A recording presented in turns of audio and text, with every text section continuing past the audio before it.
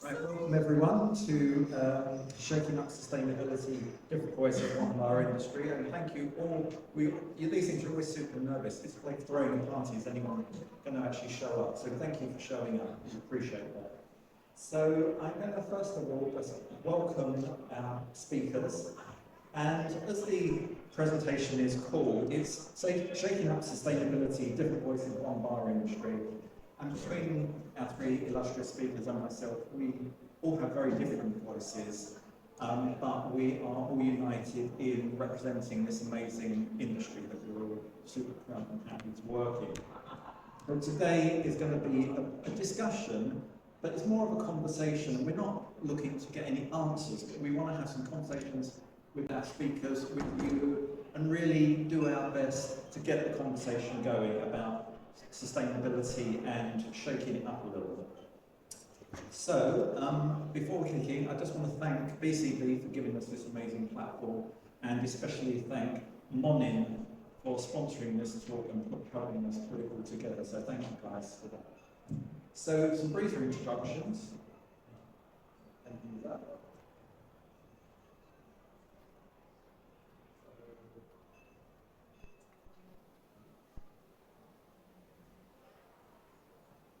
Right. Technical issue as usual.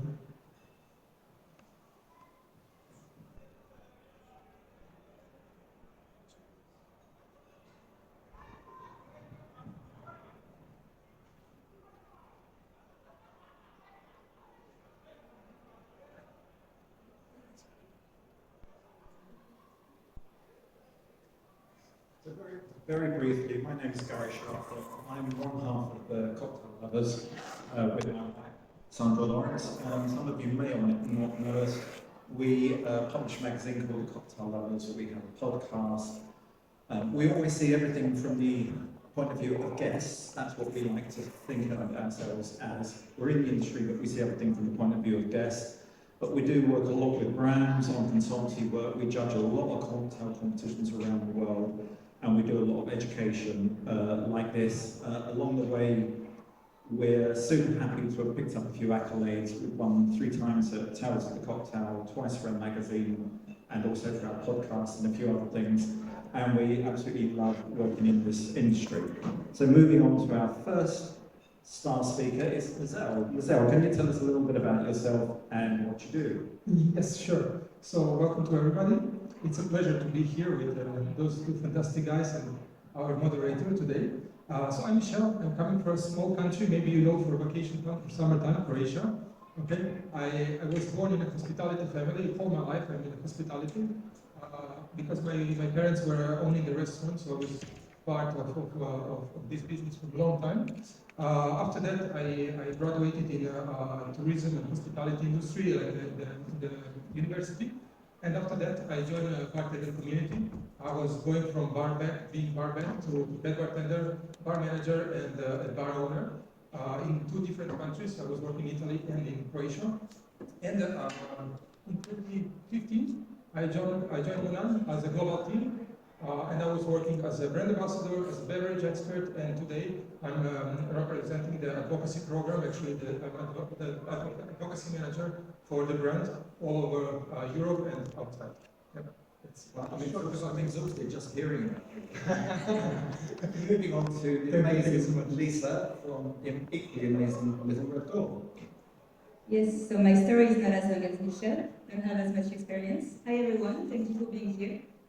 I'm Lisa, I'm from Little Red Door in Paris.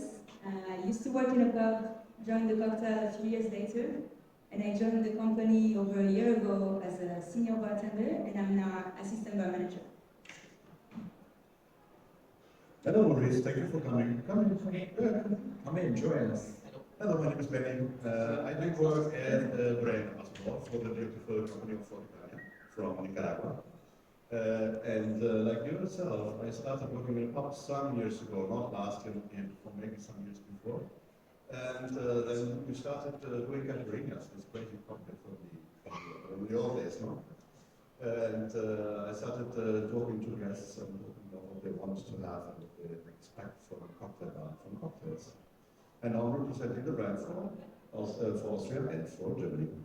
Very welcome to everybody. Yeah, thank you guys. So, shaking up sustainability, easy for me to say. Different voices, one bar industry. If you have questions, please save them to the end. We will be answering, these guys will be answering questions at the end. And if you want to share anything on social media, please make sure you tag Convent Berlin and BCB 2025. So, the conversation around sustainability, we've been talking about this a lot recently. If you go back, say, 10 years, the conversation we were probably all having was things mainly about, can we get rid of plastic straws in our drinks? And that was super, super important. And that thankfully changed pretty quickly. And then we started talking about ice and citrus and things like that. All very important conversations. But coming forward 10 years to today, there's some huge conversations that we're having. I was in with Potato Head recently, the bar that Drace Masso set up, and they're doing amazing things. They've reduced their carbon footprint over 12 years from over 50% to now to less than 1%. So there's some people doing amazing things out there, and we want to celebrate and talk about some of that.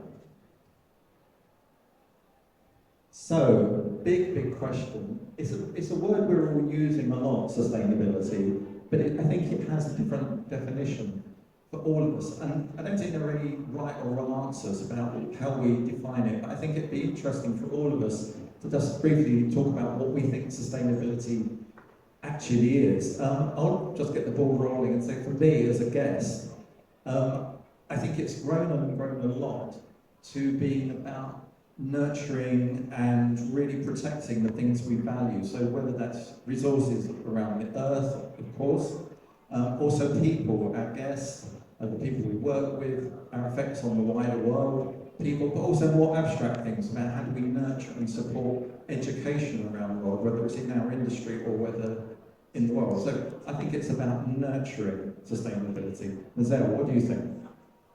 Yeah, exactly. As you mentioned, for us, for me particularly, it's really I can say 3 words about it. Like for me, it's respect, understand, and act, commit. Because you need, first of all, you need to respect what you're doing, with who are doing the things. So second, you need to understand our supplier, our ingredient, how they are acting, to be able to act and to answer to this modern question, and actually to be able, what is for us very important is to commit. I think, all of us here in this room, we need, we can talk until, the end, but in the end, if you don't act, if you don't commit, we will not go further. So for us, it's respect, understand, and commit. I think that's incredible. I think respect is something we should all be doing, more and more, and commitment, absolutely. What about you, Lisa? I think it's funny what you said, because I agree. It's like how many people in this room have rolled their eyes when you heard sustainability, because you hear it so much, and in the end, like when I explain the menu to our guests, I try not to say sustainable, because when I say it, there will be another one. So I like to talk about environment, respect as well, and I think it's mainly 3 pillars. It's of course economical, environment, and social. And it's about, to me, working to be the best yourself and not to be in competition with others, just to do as best as you can, to respect everyone in the process and to do it on your own pace and time and scale. So yeah, just mainly respect the environment, the planet, and the people you're working with without losing too much money. Also, we're going to talk about the value side, but also I love what you said about doing it at your own pace, because it's not a race. It's not like we're doing this, why aren't you doing it? It's like, what are we all doing at certain levels? So I really like that you're saying, like, do it at your own pace. So brilliant. Benny, what about you? Well, I would say all of us are behaving sustainable in a way, and it's getting more and more trendy, especially in the middle of Europe, in France or in Germany. It's not that easy for the consumers to make the difference. So when is something sustainable and when it's not, or when it's in greenwashing. So From my point of view, all of us are sustainable in a way, and what we should not forget, that there's no right or wrong in sustainable behavior. So the idea is not that all of us behave sustainably to 100%. Maybe it's only 25%, sometimes it's only 10, sometimes it's 50 or 60, but not all of us can do everything we want. I'm pretty sure that some of you own a car, for example. Emma, you own a car? You own a car, so a car is not sustainable, but from time to time you need a car. So a couple of weeks ago, we went with this car to Berlin. We had a lot of people contact with us on model stuff for the gas ship, of course. Sometimes you need something like this. So there's no right or no wrong in sustainability. If you do something, it's a good start. If you have the conscience for that and try to improve or get inspired from other people or from other companies, then do that. Try not to always think about that the earth is for all of us and for all of our children, not only for the generation now, but the generation before. So, but most importantly, there's no right or wrong. If you do something, do it, continue to do it, be aware of what you do. Yeah, I think that's absolutely right. There's no right and wrong. Let's stay with you as we move on to who's driving the change. And I think this is really, again, as I said at the beginning, you know, we see things at the cocktail levels very much from the guest point of view. So when we go into the bar, our first question isn't, that's a great drink, tell us about your sustainability program. But we want to, in the back of our heads, you know, that's why we started 10 and 12 years ago questioning why you're serving you have drinks in plastic straw. You know? So I think as a guest, we drive some of the conversation, but Benny, let's start with you. Who do you think is driving the conversation? Is it coming from brands? Do you talk to your customers? Do customers, guests at the bars ask about programs? You know, who do you think is driving the conversation or should be driving? Absolutely. So I think that all of us are part of driving that change, but especially companies that start to work sustainably. So years and years ago, when we had already parts of sustainable procedures for the Kenya, all of the other companies didn't even know that there is a possibility to work carbon neutral, for example, reduce carbon neutral. Yeah? So at the beginning, there were people, there were groups, there were NGOs, there were companies that started to work in a sustainable way, to being like a model, a role model for all the others. So 10 or 20 years ago, there were not that many sustainable companies working globally. That changed rapidly. I think that's really interesting, and I think all of this is about conversations. And Lisa, I think it'd be great to hear about you because we were at the little with you quite recently. And again, from a guest point of view, first and foremost for me, your new menu, delicious drinks. You know, that's why we go to bars, right? But also, great backstory. So, you know, are you finding you're having conversations with your guests about things like this? Do you ask? Do they ask? Our menu is called agriculture, so it's obvious that it's about environment and respect. It's interesting, as you said it and as we discussed it 5 minutes away, grocery. It's something we discuss with the guests when they are interested. So we explain the menu, we explain what it is, so we'll explain it to you in a few minutes. And then we ask them, do you want to know more about the process? Are you interested in these matters? If they are, we'll happily talk about it. Otherwise, we don't necessarily, because as you said, people come in the bar to have a drink and a good time, and they don't always want a political statement. But on that, do you find more people, maybe now, than say 5 years ago, are having those conversations? To get guests are saying they want to have that conversation? I think they're more interested. They want to know, they want to listen more, and they care a bit more, and they are impressed by the process we're having. I won't say that on Friday and Saturday we have so many customers that do really care about it. Good. And is that? Yeah, I was just joining, Lisa, talking because it's interesting because, nowadays, I think, the consumer are not only in sustainability, but they are very curious what is behind sustainability because I think they are also a little bit fed up of listening about sustainability on straws or, waste of a lime or lemon, This is not what is sustainability only. And I think what Lisa was mentioning and what they are doing, it's actually another experience. It's experience separated from the drink. And we also as a company, we think that share with them, I think it's all the parts should be involved, and all the parts are involved in it. Because we, as a producer of syrup, without having a sourcing and sustainable sourcing, we cannot claim sustainability. After, if we also don't have a bar or a customer that we are selling something, we are stuck in this room, alone. So we need to have all the players be involved inside, be conscious about it, and in the end, inspire each other, act together. I'll give you an example. Tomorrow, if it's a bar as a project, and they are coming to us as a supplier, and they're saying about the project that we want to work with this on this project, we are like even more, how to say, engaged on this project because we feel that we are not alone. This is also we'll talk later, but I think this is for the future very, very important. To work all together on the topic. Not just one topic, but in general, everything together.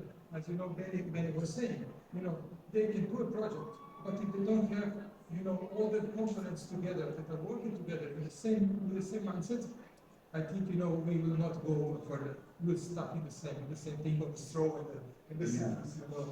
I think you're absolutely right. I think also on that point, I think it's really interesting when you say about everyone's involved, everyone's having a conversation, because I think certainly it still happens now, but certainly a few years ago, I think what happened a lot, particularly with brands, as soon as they said they were doing something about sustainability, you're always going to have cynical people out there in the social media echo chamber saying, oh, you're just greenwashing, blah, blah, blah, you're not 100%.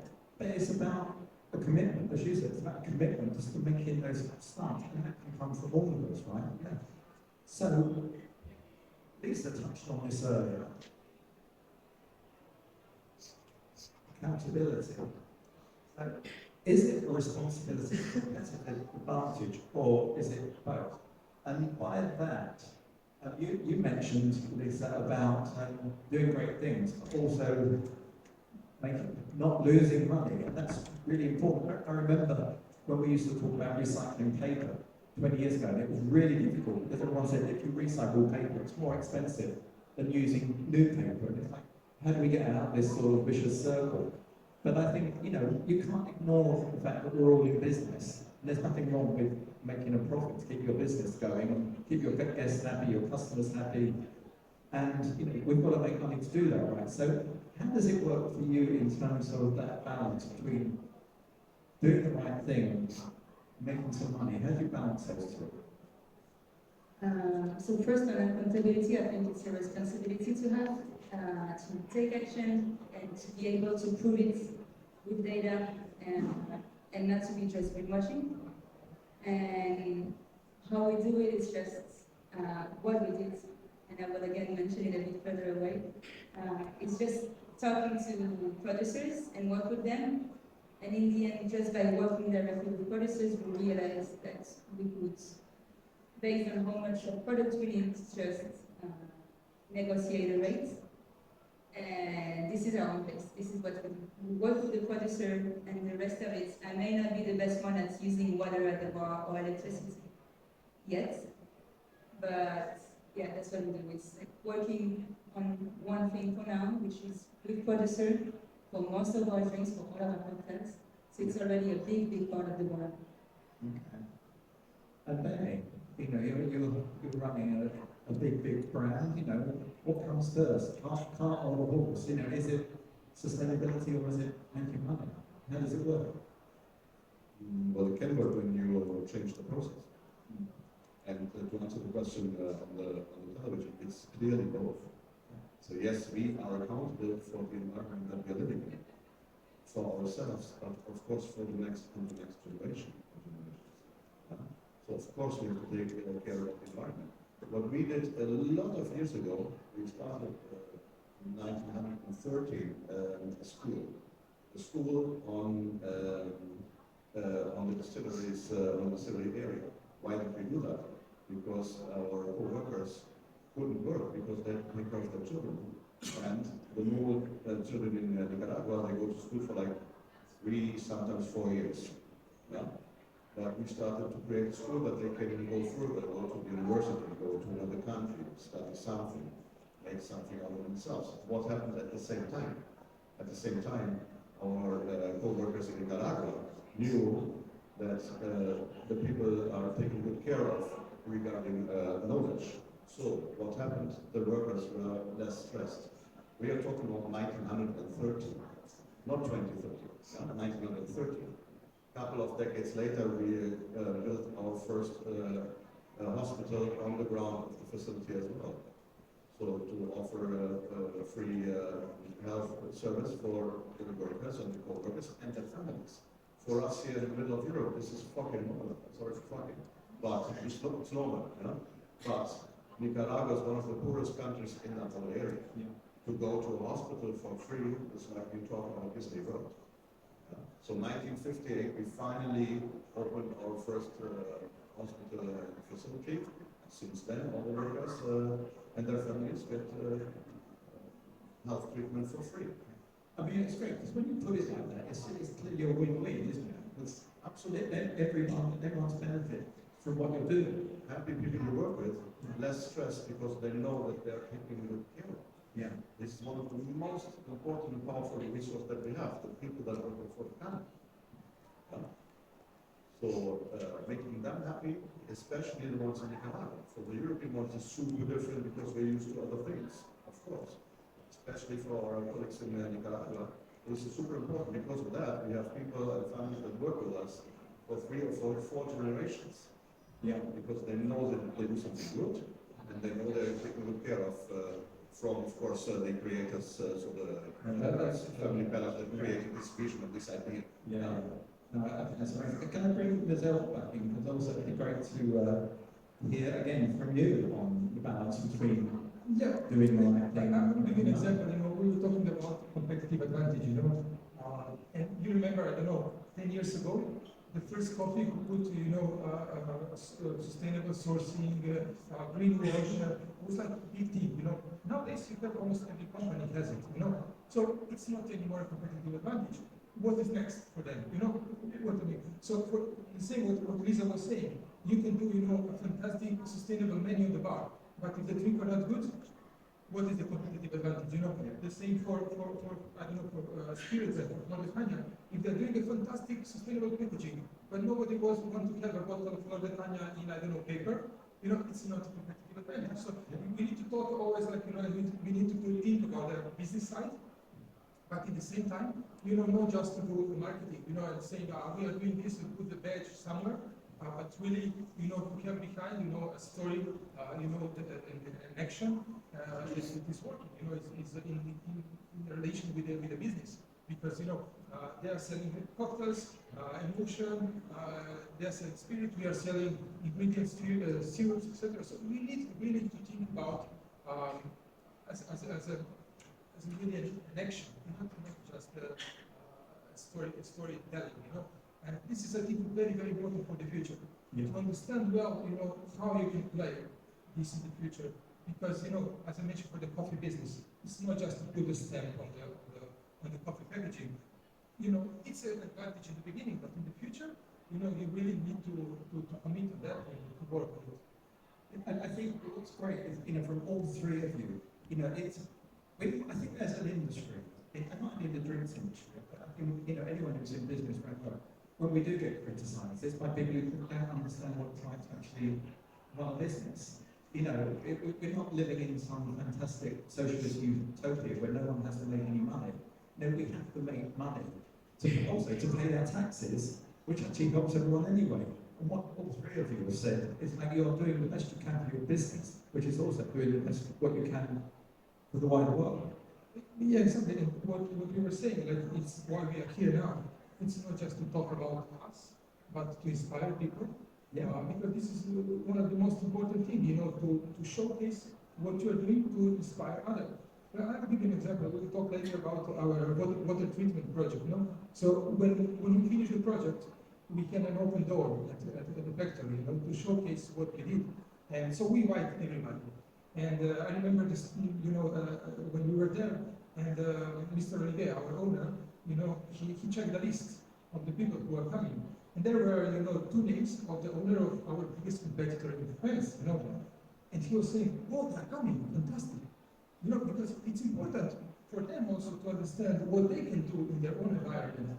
It's not just to keep for us, because if you're keeping for us, nothing will happen. Like for us it's good, but we need to support also other companies, other brands to do the same or to be even better. So they will inspire us. I think this is a good point to stay with you, Michelle, and move on to my next area, because as I think you said, Michelle, at the beginning, we can all keep talking, which is great.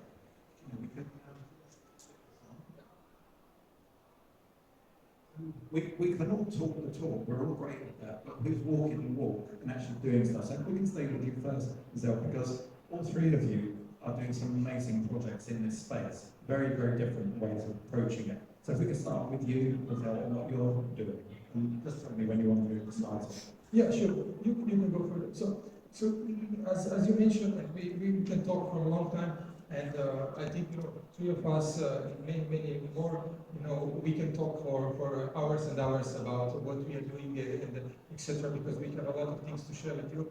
We try to keep it as much more focused and to explain a few things that we actually are doing and we are proud of. So the whole our CSR project is built on 4 different pillars. One is the naturality nutrition that is concerning our products. So what we are proposing to the market, okay, how we are creating a product and what is behind the bottle. It's not just a syrup, but what is inside the bottle. The second is about the raw material and biodiversity that I will show you in the next slide a little bit more about it. The third is about environment, and I will speak also in the next slide about it. It's very, very important because having a factory and producing something, it's great, but also we need to think about what that means for the environment in general, for the nature. And the fourth one is a community, because all of us, we are working with people in the end, and we need to care about our people, but also about consumer, about customer, so we have a big commitment on that. What I will talk on the next slide, it's about a project that it's about raw material and biodiversity. Being the biggest syrup company in the world, we are working with more than 160 different flavors. So that means 160 different fruits, vegetables, etc., etc. So it's huge, it's huge amount of resourcing that we need to have, people that we need to talk, to work with. So this is a project that we started a year ago, and it's completed 3 different small projects inside. It's small, it's not small, but in terms of to make you understand. So first, it's yuzu plantation. We built the yuzu plantation in Portugal, and it's almost like 50 hectares big. Okay, it's huge. It's let's say if you look Portugal, it's middle of Portugal. It's a nice place to go. What is interesting? Why we did it? Because as a one of the main ingredients that we are using is citrus in general, lemon, lime, etc. And we wanted to understand how we can grow the yuzu, in general citrus. What is behind this project? What we can learn from that to inspire our supply? So, for example, here we are talking about agroecological culture, meaning everything what is happening, inside the plantation, it's nature, everything what is natural. Okay, so we are taking care about from the field, from the earth to the final product, really the agroecological way. So that's very, very important because it's a big learning for us. So in that case, we can understand better our supplier, and we can showcase them, and support them. Second part, it's a vanilla plantation. Years ago, we support a local producer of vanilla, because I don't know if you know about that, if you're aware, but it was years ago was a big problem with vanilla, the quality of vanilla, etc., etc. So one of the biggest ingredients, the ingredient that we're using a lot, is vanilla. So we need a good quality vanilla, and we need also price stability. So we do a collaboration with a guy, people in Madagascar. We built a plantation there, of vanilla to keep, the good, the great quality of vanilla, and also at the same time we help the ecosystem. So actually we are helping the ecosystem around the vanilla plantation to grow, to make them, let's say, aware that somebody is thinking about them, is taking care about them. We built a school 2 years ago for them also, for the people around, for the people that are working on the plantation, etc., etc. So this is very, very important for us to take care about it and learn from the source. And the third project is the more recent one. Actually, it's a project in France. It's more than 30 generation of tree nursery. And in 2022, actually they came to our owner and they said that actually they cannot keep it anymore. They have more than 400 different type of fruit in the orchard. And our owner decided to buy it. Why? Because also what we need to understand the fruit, how the fruit are growing, and to keep the ecosystem of the fruit, because this is pure French fruit. So it's more than 400 variety, and we needed to keep it, to understand better what we can do in the future, and how to support local producer. So this is small things that we are doing behind the scene to be able to understand how our supplier are working and to be able to support them. Just give you an example about using. Like when we started the project, we in 2021, I think, we did 1 tons of yuzu. We collect 1 tons. Now we are close to 20 tons of yuzu after 4 years. If you imagine that it's all agroecological and it's unbelievable what we achieved. So this is I think the nice way to showcase what we can do. Yeah, it's really amazing things. Videos like that. Yeah, this is another story, another project. As I mentioned, you can go further. Yeah. So this is about environment. Just to make you aware about why water. For sure you listen a lot, on the news that water it's going to disappear, etc., etc., etc. Just to make you aware, for example, we are producing syrup. Okay? For 1 liter of syrup, we needed almost 3 liters of water. Okay? 1 part is going in the ingredient, in the syrup, and the rest we need to wash, the whole system. Okay? When we are producing the syrup, we need to wash all the container, etc., etc. So in 2017, we realized that we are consuming almost 2.9 liters of water per 1 liter of syrup. So we said that we need to act because we figure out that this should be a problem for the future. So we need to support this. So we act and we start to do different experiments. In 2022, we start a project. We apply for the LIFE project. It's a European Union project with some local agencies in France. And we built a LIFE Zeus project. LIFE Zeus project, it's a project to help us to recycle the water. So at the moment we are 1.8 in 2025, 1.4, 1.5 liters per water. The goal is next year to reach 1.3 liters of water per liter of syrup. Okay. So give you an example. We are at the moment consuming around 45,000 cubic of water. Okay. 68% of this will go.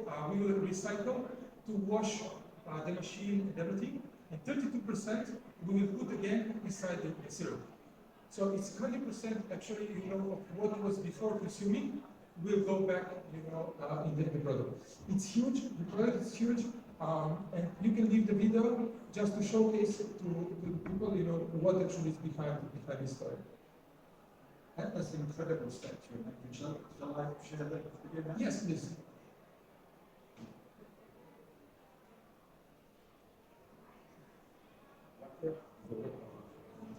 For the past 15 years, the Bush plant has been located in the water distribution zone. Water is essential for the manufacturing of our products and for the hygiene of our processes. Our ambition in the LIFE project is to preserve the water resources by recycling our wastewater. The LIFE project aims to develop a new technique for treating our industrial wastewater. We tell you more everything.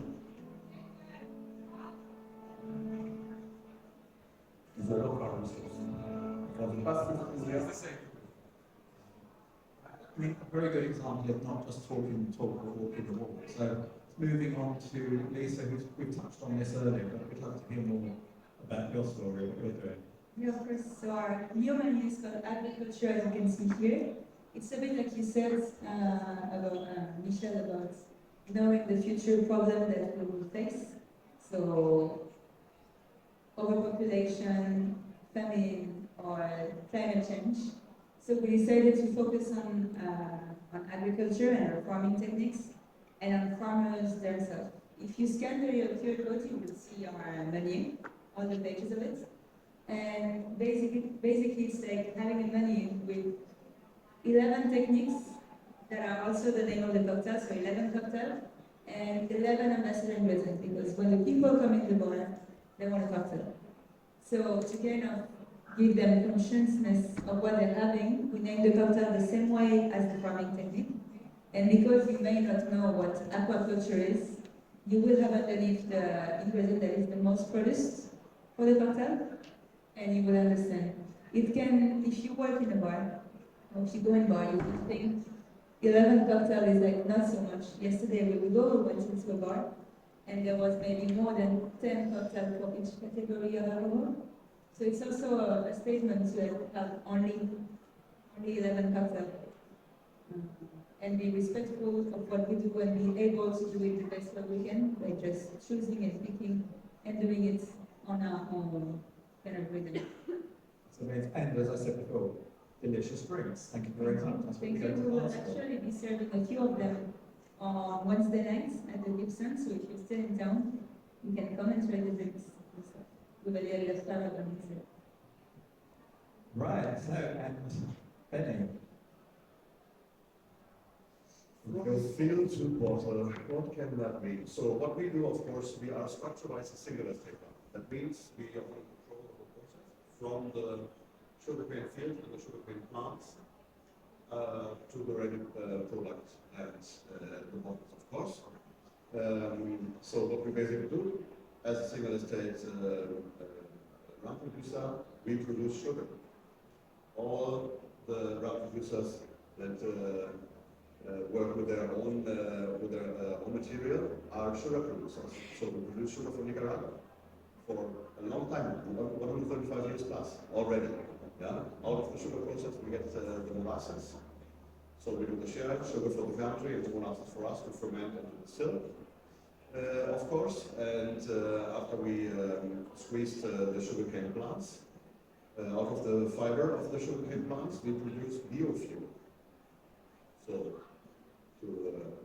to run our machines, of course, and we capture all the CO2, all the carbon that is expelled during the production process. Capture it, put it in tanks, and we carbonize our seltzers with that. The seltzers are not here on the European market, it's on the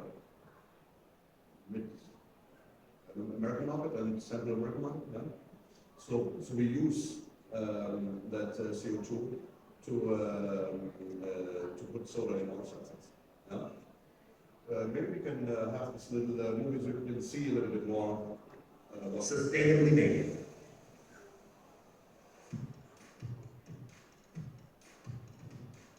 We've told you already the when, the where, and the what.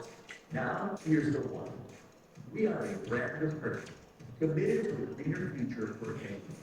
Sustainability has been a core value of the family since 1890. We truly believe that what we do matters and can have a positive impact in the environment, communities, and the community. The earth comes first. We distill our homes using 100% renewable energy. We plant 50,000 trees annually since 2005, and we capture and recycle all CO2 emissions during the fermentation process. Today, we're proud to be the world's only carbon neutral and fair trade certified spirit. The latter ensures the rum is produced in compliance with over 300 rigorous labor, social, and environmental standards. We grow the garden. That's why we offer free education and health services to employees and their families since 1913 at the company's own school and hospital. We also strongly support nonprofits, having a profound positive impact on the community and transforming lives of those vulnerable. There's a lot going on behind every bottle of Rotary Canada. That's part of our obsession with sustainability and our lives. Yeah, this is what we do for quite a while, but for us it was a process. We did not start working with 100% renewable energy in 1890. It's the process. There are visions from the founders, and when you understand it as a process and that you can change things with innovation in your own company, like you as well, I'm sure a couple of years ago, regarding the water example, something, no? If you do these innovations and you think about how can you do things a little more wise, a little more clever, a little more green, a little more sustainable, while still making a profitable product, then you look at things differently. And as we do it for decades and decades and decades and decades, when we started communicating sustainability, there was nobody. I mean, well, at least not communicating it. So we're trying to be the inspiration for other people, for other companies. If we could just stay with you, because I know we're going to start running out of time. There are a couple of things I still want to cover.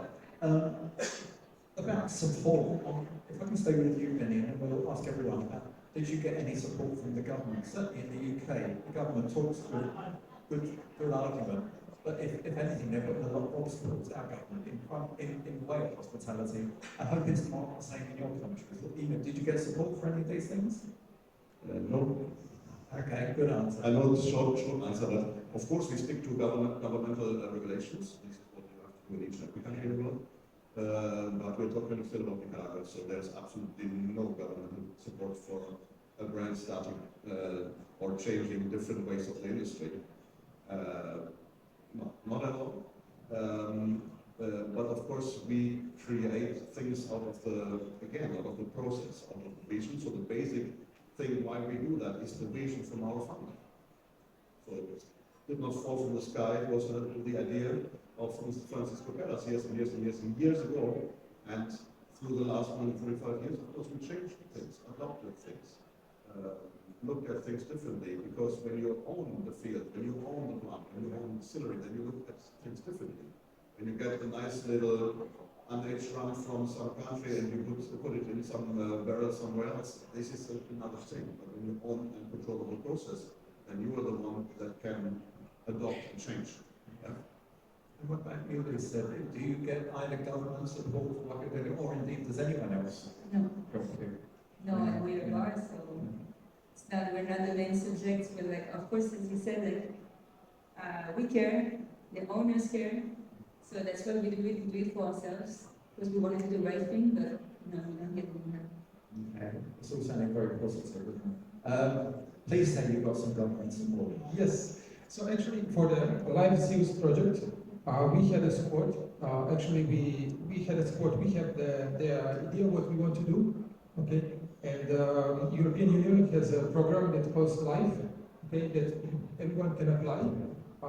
We apply and we receive, an amount of support, a budget, that support. But this is like almost like 20% of actually what we as a company we put on. Like just if you talk about numbers, just to have a view, just the project, just the beginning of the project, like meaning the infrastructure cost around 5 million euro. We get around 2 million from European Union to support this project, but in the end it's costing us another 4 million to put everything in place and to achieve what we have at the moment. So yes, in that case we receive a support, but for all the rest, nobody's, everyone is putting the finger, you need to do this and that. But in the end, nobody is helping. Like in the beginning, this was a big for the bar. It was a big, I think, trouble when they canceled the straw. They say you don't need to use a plastic straw, but all the rest is costing double or much more. So, where is the support here? It was no support. I'm speechless. Let's move on, because I don't want us to run out of time. Thank you guys for that. I'm going to ask all our panelists now to get a look into their crystal balls. As we said at the beginning, you know, the concept from 10 years ago or whatever was about plastic straws and stuff. I want them to look 10 years ahead. And I'm an internal optimist. I always try and look for the best things in life. So yes, there is a climate crisis, and it's right that we talk about that. But let's have a prediction from each of you. We're sitting here in 10 years' time. Something positive that you hope will have happened in our industry. I'll start with you, Zach. Yeah, actually, I think, you know, what is happening in the last few years and the moment, it's very, very positive because many companies, as you can see, you know, are thinking about it, are acting, have some commitment. Also, that, you know, talking about bars, you know, you see like just for little, but I think it's many, many more outside. For me, what is very important is the consumer to be aware about it. Because we can now speak about sustainability, as I mentioned before. We can do great things, but if we need to think about business at the same time. And if we are not having the product to sell to tomorrow, you know, we cannot do business. So for us, what is very important for the future is to really understand well the consumer. What is the future? Because, you know, talking about spirit or bar, etc., is one thing. We are producing syrups, so it's sugar-based product. And concerning about health, I think the health part is the very, very important, and this is the future. And this is what we are working the last 5 to 10 years. It's actually for the next 10 years to build really something that it's aligned with the healthier consumption of any kind of drinks in the future. And this healthier is in first place at the moment. Yeah, yeah. Well, let's reconvene in 10 years, see how it's going. Yeah, yeah, exactly. Lisa, what do you want the world of drinks and cocktails and hospitality to look like in 10 years' time from a sustainable point of view? I hope it will be more transparent, and there'll be more transparency within every bar and every brand, like we talked about, and about building a community around that, just sharing what you do, sharing how each one can improve, and just working together for something real, for real actions. And I hope it's not just going to be a trend that we will not talk about anymore, but really a real collective work. Perfect. And then, You wanted to hear something positive? I always In 10 years, we are going to be carbon positive. Not neutral anymore, but carbon positive. That's fact. And hopefully, of course, hopefully a greener future for all of us. Huh? Okay. Let's stay with you because I'm very sure. We're talking about some big issues. We've heard about 3 amazing projects. But the thing is, as I think Marcel said, it's about commitment. I think it'd be great to get from each of you one small step that any of us, whatever our line of work is, we can take away from today. What's one small thing? Our first step. Not our first, because I'm sure we're all doing things already, but what's the next step that we can all do? Benny, only a small step. Only one, no? Only one, because we're running out of time. One each, please. One small step. Okay, so cycle more or use the train if it's cold. Instead of using the car or the airplane, of course. Yeah? But that can do all of us. I know that sometimes we have to use a plane or sometimes we have to use a car, of course. But think about, is it 1 kilometer from here? Maybe we can go. It's Berlin, it's beautiful outside. Why not? Love it, love it. Lisa. Train your team, even you at home or as a team in the bar, as a team in a brand. Train the team for the small changes, the small things like recycle, use of water, use of chemical products, and make sure we use it carefully and well, not to lose any garbage or anything. I will repeat what we said before. I think the most important part is to talk about it, to showcase, and to inspire others. Yeah. I think this is the most important part because only together we can go further. Yeah. If I take a second, I would say one more thing because it was very, very funny, and we have a story. I don't know if you know about the story of the hamburger. No, cool. You know, a camembert is a small beer, you know. So it's a story in the forest. It was a big fire, and all the animals escaped. And all the camembert stayed there, and he went to the lake to take a drop of water, and he put on the fire, you know. And he went 100 times, you know. After 100 times, all the animals come back and start to do the same, you know, and the fire disappeared. So this is, I think, you know, the point of today. You know, it's really to be all together. Each of one can bring something for the future. I think that's a brilliant analogy. I love that. So we can, and that's what something we can all work with. You know, let's just make those little steps. Thank you, guys. So it's the end of our discussion, but it's also the beginning because we said it's about conversation. If you want to learn more about what we've been talking about, please scan the QR code and that will give you more information and you can contact anyone that's here.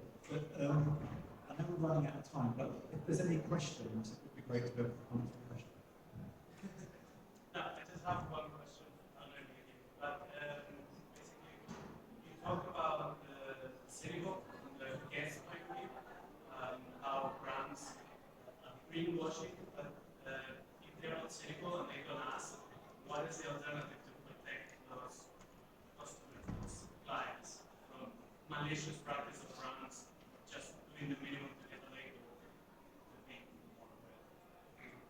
Yeah, I think education is the first thing. I think, you know, also the consumer, the guest, should go through some education, should be more, I think, people talking about, maybe more panel discussion, maybe more podcast about it, to make clear, you know, the consumer what is sustainability. You know, that is not just, you know, greenwashing, it's not just dry fruits or, I don't know, straw, but it's much more than that. To be able, you know, for all the rest of the players, to make sure that they understand what is behind the project. I don't know if this is answered, but maybe it is up. I think also just asking around you to your community, and mainly when people take real action, they have data, they can prove it, so you can check online because they're usually proud of it, so they show it.